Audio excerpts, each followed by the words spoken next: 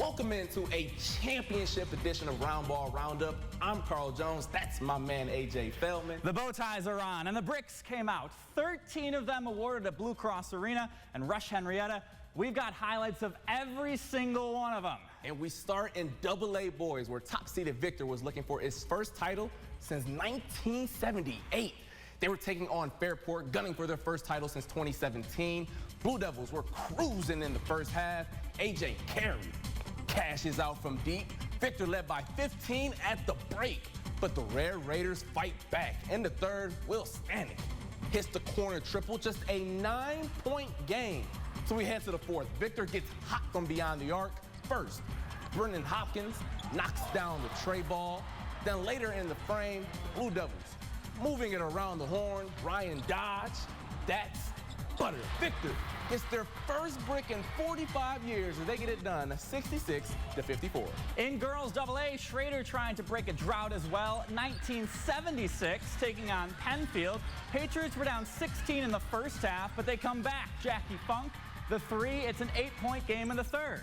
Schrader quickly answers. Addison Morgan, back-to-back three. She had a game-high 18. The lead back to 13 points. Later in the third, Bria Watkins from the top of the key, money. Warriors up 16 heading to the fourth. They can taste the title, then Mariah Watkins closes it out. Schrader, their first championship in 47 years. They win 58-46.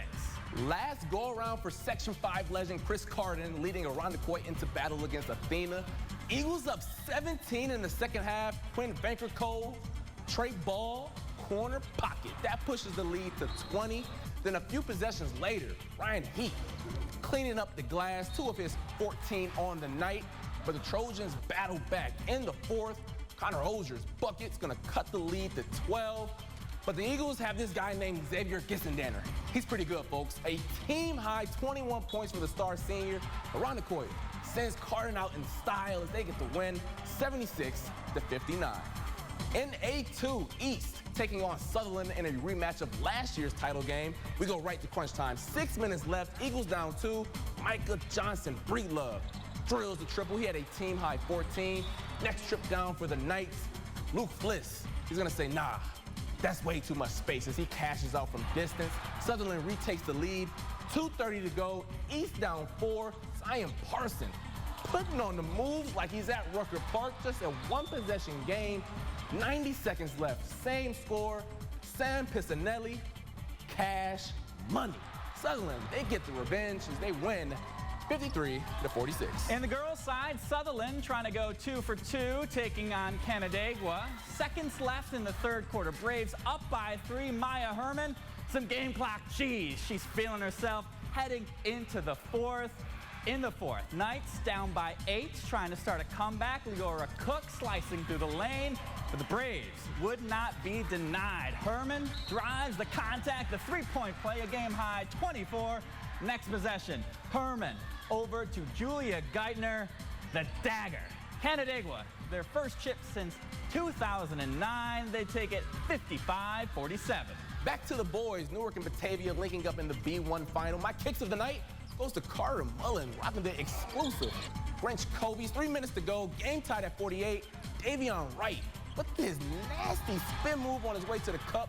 Reds take a 2-point lead. 90 seconds left. Same score. Cam McClintock dishes it to Rashad Christie for the bucket. He missed the free throw, so we stay tied at 50.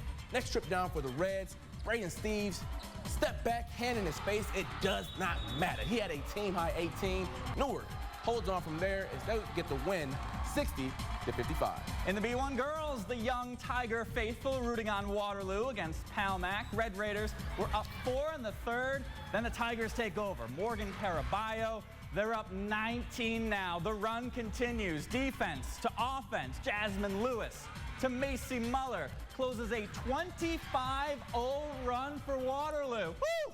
Then the fourth, a coronation for the two-time champs. Addison Bree make it 3 in a row. Tigers, they take it 65-47.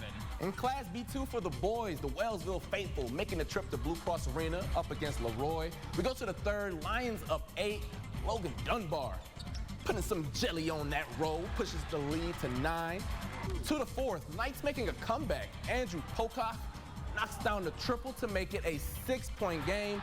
But it started the fourth. Cody Costello, 12 second-half points, 3 of them right there. Wellsville goes back-to-back as they get the dub, 52-43. Over back to RH, Dansville looking for their 3rd title in the last 5 years against Hornell.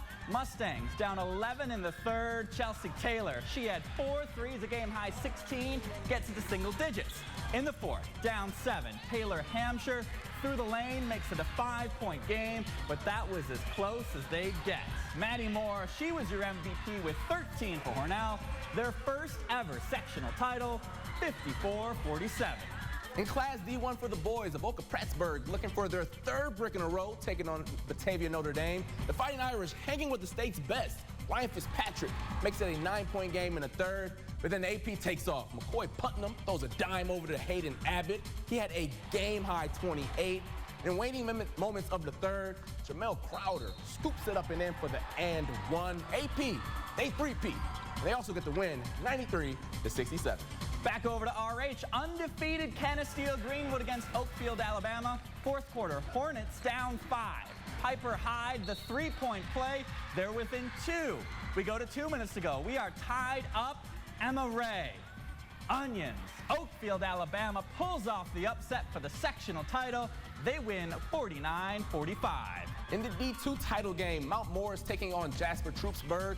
Late 3rd quarter, Blue Devils on the break. Peyton Bounds making Manu Ginobili proud with that Euro step. They led by 10 into the final frame. But Cash Boughton wasn't going to go down without a fight. A step-back J from distance makes it a 4-point game. But the next trip down, Aiden Stanley, Cash, money. Mount Morris takes care of business as they win 70-56.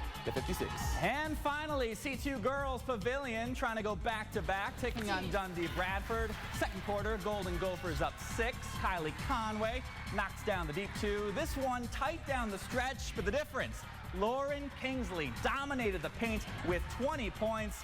Pavilion repeats your final score, 45-36. Coming up after the break, the Sabres and Syracuse men try and get back on track. But first, scores from the state hockey regionals and the Class D title games down at Letchworth.